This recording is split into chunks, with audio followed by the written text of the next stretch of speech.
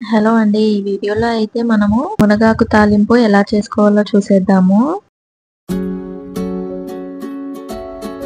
పిల్లల నుంచి పెద్దవాళ్ళ వరకు అందరూ తినవలసిన ఈ మునగాకు తాలింపు ఎలా చేసుకోవాలో ఈ ఫుల్ వీడియో చూడండి. కొత్తగా ఎవరైనా మన ఛానల్ ను చూస్తున్నట్టయితే మన ఛానల్ ని అయితే సబ్స్క్రైబ్ చేసుకోండి. ఈ వీడియోకి అయితే ఒక లైక్ ఇవ్వండి. ఎన్నో ప్రయోజనాలు ఉన్నాయి. తక్కువ బ్లడ్ ఉన్న వాళ్ళకైనా ఐరన్, కాల్షియం అన్ని విటమిన్స్ కలిగిన ఈ మునగాకు తాలింపు అన్ని ఇష్యూస్ కి అయితే మంచిగా ఉపయోగపడుతుందండి. తప్పనిసరిగా వారానికి ఒకసారి అయినా చేసుకోవడానికి ట్రై చేయండి. సో మునగాకు తాలింపు ఇష్టపడని వారైతే మునగాకు పప్పు కూడా చేసుకోవచ్చు. సో ఎలా చేసుకోవాలో ఈ ఫుల్ వీడియో చూసేయండి. బ్లడ్ తక్కువ ఉన్న వాళ్ళకైతే ఈ మునగాకు తాలింపు వల్ల చాలా హెల్ప్ అవుతుందండి. సో ఆకు అంటే ఇలా మునగాకు తాలింపు చేసుకొని ఒక కప్ అంతా మీరు తిన్నారంటే బ్లడ్ తక్కువ ఉన్న వాళ్ళకైతే చాలా హెల్ప్ అవుతుంది.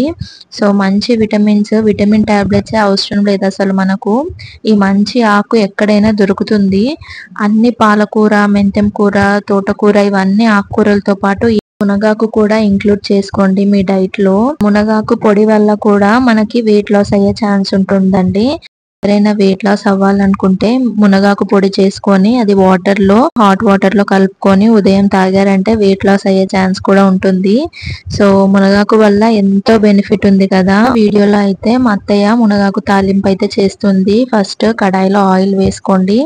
దాని తర్వాత జీలకర్ర, ఆవాలు వేసుకొని కొద్దిగా వేగిన తర్వాత కరివేపాకు, ఎండుమిర్చి వేసుకోండి.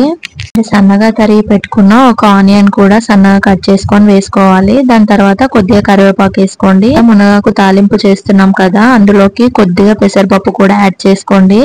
ఎందుకంటే మునగాకు కొందరు డైరెక్ట్ గా తినడానికి ఇష్టపడరు. కొద్దిగా ఏదైనా పప్పు యాడ్ చేసుకుంటే టేస్ట్ కూడా బాగుంటుంది. కొద్దిగా పెసరపప్పు అయితే యాడ్ చేస్తున్నాం ఇక్కడ. పెసరపప్పు కూడా ఈ ఆయిల్ లో మంచిగా ఫ్రై అయిపోయిన తర్వాత అయితే మంచిగా లేతగా ఉండాలి, అలానే మంచి ఫ్రెష్ గా కూడా ఉండాలండి.